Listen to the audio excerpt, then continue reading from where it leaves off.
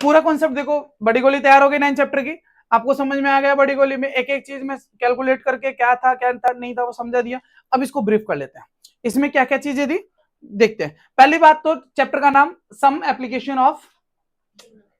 Trigonometry. तो trigonometry त्रिकोणमिति के अनुप्रयोग है, इसमें हम ये देखेंगे, हम ये समझेंगे बेसिकली किससे रिलेटेड है, ये बेसिकली रिलेटेड है हाइट्स एंड डिस्टेंस से, आपका ऊंचाई और दूरी से। अभी बताया था उसमें कि ये इतना ऊंचाई है इतनी दूर है, तो वो कोई ना कोई अननोन डिस्टेंस दे रखी होती थी, वो निकालना है। इसमें हम क्या क्या समझे थे, देखो पहले लाइन ऑफ साइट देखा था, दृष्टि रेखा। दृष्टि रेखा मतलब वस्तु जिसको हम देख रहे हैं,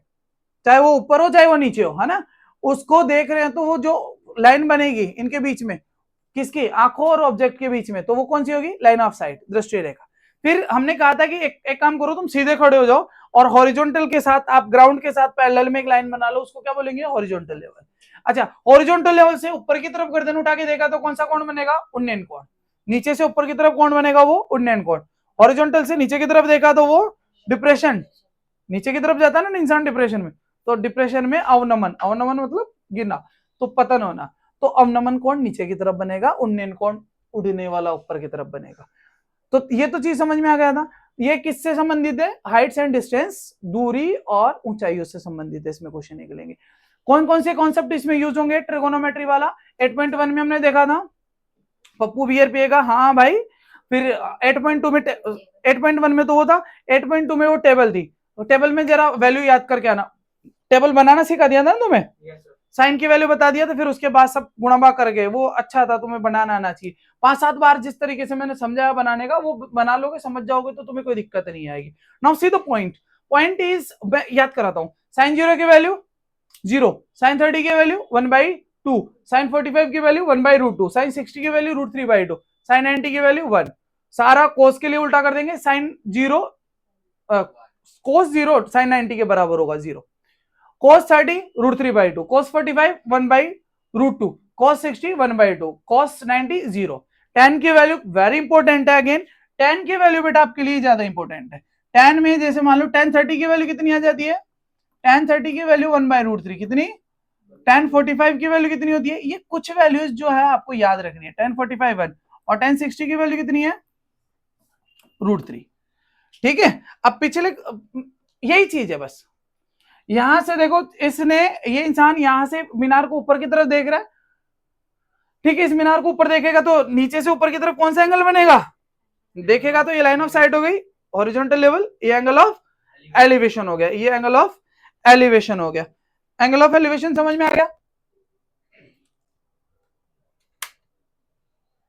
चलो ये एंगल ऑफ एलिवेशन, यहां से ये लड़की नीचे की ऑब्जेक्ट को देख रही है, ये हॉरिजॉन्टल लेवल है, इससे नीचे की तरफ जाएंगे तो क्या बोलेंगे इसको, अवनमन कोण, एंगल ऑफ डिप्रेशन।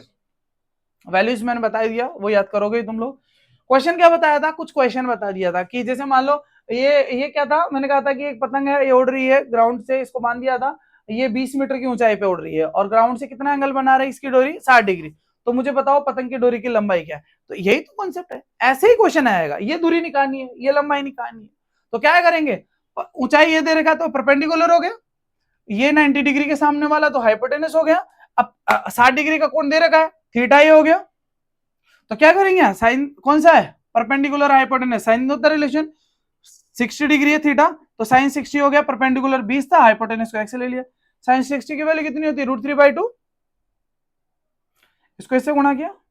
इसको इससे गुणा किया, ये डिवाइड में चला जाएगा, तो एक्स की वैल्यू कितनी आ जाएगी। इस तरीके से हम क्वेश्चन कर लेंगे। इसी पे बेस इंपॉर्टेंट चीज ये है, इस चैप्टर में यदि आपने डायग्राम बना लिया हो तो बस बल्ले बल्ले सही आंसर आ जाए, ट्राइंगल बनेगा, घटाना वटाना जोड़ना होगा, बात बन जाएगी। एक क्वेश्चन और बताया था फिर तुम्हें, जैसे मान लो कि यहाँ पर ये कोई बिल्डिंग है, उसके ऊपर मीनार है, या यूं कहूं ये मीनार हो गई, ये आप जो है ओ जैसे मान लो पेडेस्टल है, स्टेच्यू है, तो उसने कहा कि इस मीनार के टॉप का जो एंगल ऑफ कौन सा है, एलिवेशन, उन्नयन कोण, वो कितना है, 30 डिग्री मीनार इसका बिल्डिंग का, और उसके ऊपर जो ये मीनार थी उसका एंगल टॉप का कितना हो जाएगा, मान लो 60 डिग्री। तो वो पूछ लेगा यदि इसकी बिल्डिंग की हाइट 30 मीटर है, तो ये बताओ कि इसके ऊपर मीनार है उसकी हाइट कितनी होगी, इस तरीके से। तो हम क्या करेंगे, एक ट्राइंगल ये बन रहा था, एक ट्राइंगल ये बन रहा है, दो ट्राइंगल है, दोनों ट्राइंगल के हिसाब से हम वो लगा देंगे। क्या जैसे मैंने कहा कि ये ट्राइंगल उठाओ, पहले ये छोटा वाला ट्राइंगल, ट्राइंगल में यहाँ थीटा है, इन दोनों की बात कर लेंगे परपेंडिकुलर, भाई इन दोनों से तो कोई मतलब ही नहीं है, यहाँ पर ये कॉमन है दोनों में बेस, तो इसमें परपेंडिकुलर और बेस का रिलेशन किसी में होता है, टेन थीटा में ना, टेन थीटा क्या होता है परपेंडिकुलर अपॉन, तो टेन 30 लगाया, परपेंडिकुलर 30 था, बेस को मान लिया x, तो टेन 30 की वैल्यू होती है 1/√3, √3 इससे गुणा होगा तो x की वैल्यू कितनी आ जाएगी, ये पूरी, तो पूछ ले मान लो ये कितनी दूर था ये पॉइंट, तो 30√3, और पूछा था कि ये वाली हाइट बताओ h, तो कोई बात नहीं, ये बड़ा वाला ट्राइंगल लगाएंगे, बड़ा वाले में ये पूरी परपेंडिकुलर कितना है h+30 हो गया। अच्छा बेस कितना है, यहां से निकाल लिया था हमने 30√3, ओके थीटा कितना था 60, तो tan 60 की वैल्यू कितनी होती है √3, इसको इससे गुणा करेंगे क्रॉस मल्टीप्लाई, √3 3 को इससे गुणा करेंगे 90, h+30 इज इक्वल टू 90, 30 उधर जाएगा तो 60 आंसर हो जाएगा, तो यहां से इसकी हाइट कितनी हो जाएगी 60। तो ऐसे ही कुछ क्वेश्चंस आपको देखने को, एक क्वेश्चन ऐसे कराया था, जैसे मान लो ये पॉइंट से नीचे की तरफ दो जहाज है S1 S2, ship 1 ship 2, angle of depression नीचे की तरफ, जैसे मान लो पहला वाला जहाज है उसका एंगल ऑफ डिप्रेशन 60 डिग्री था, दूसरा वाला जो दूर है इसके पीछे है उसका एंगल ऑफ डिप्रेशन 45 है, भाई दूर होगा तो थोड़ा एंगल कम बन जाएगा, तो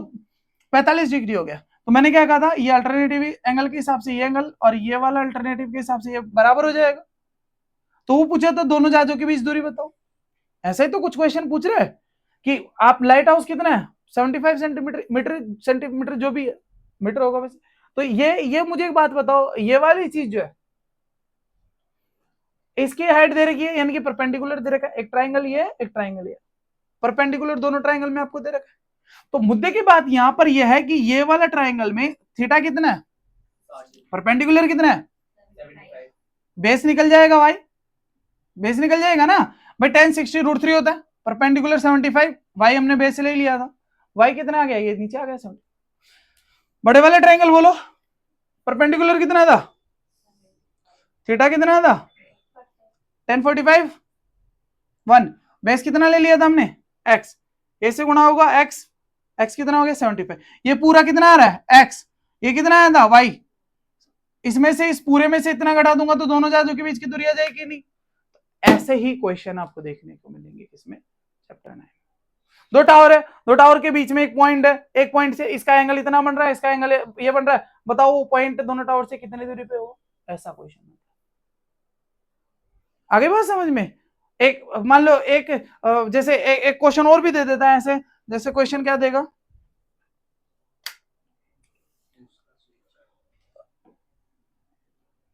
जैसे एक बिल्डिंग इधर है, एक ये वाला क्या कहता है टावर इधर है, इस बिल्डिंग का इस टावर के फुट के साथ एंगल ऑफ एलिवेशन जो है 30 डिग्री है, इस बिल्डिंग से इसका top of tower angle of elevation 30 degree है, वो पूछ लेगा इसकी हाइट इतनी है तो मुझे बताओ कि इसकी हाइट कितनी होगी, टावर की हाइट मान लो 100 मीटर दे दे या 100 कुछ भी दे दे 500 मीटर दे दे, तो ये वाली हाइट दे दिया और बिल्डिंग की हाइट पूछ लेगा इसके हिसाब से, ऐसे भी सवाल बनेंगे, तो क्या करोगे, एक ट्राइंगल ये बन गया था, लगाओ tan 60 बेस निकाल लो, फिर दूसरे में बेस आ गया तो tan 60 लगाकर tan 30 लगा करके परपेंडिकुलर निकाल लो, ऐसे समझने से कॉन्सेप्ट समझ में आता है, कॉन्सेप्ट समझ में आएगा मेन कोर्स में खत्म हो जाएगा, तो छोटी गोली इतनी है, ज्यादा गोली बड़ी नहीं बनाएंगे, खत्म,